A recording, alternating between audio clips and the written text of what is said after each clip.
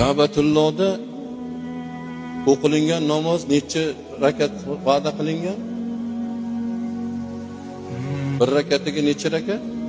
100,000 rakat va'da qilingan.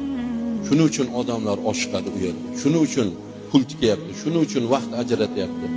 Ka'batullohda bir mahal o'qilingan namozga Alloh taolo 55,000 yillik savobni beradi. Bir kunlik 5 mahal namozga 275 yillik namozni savobini beradi. Ka'batullohda 10 kun o'qilingan namozga 2750 yillik namozni savobini ato qiladi. 10 kunniga 2750 yillik ibodat.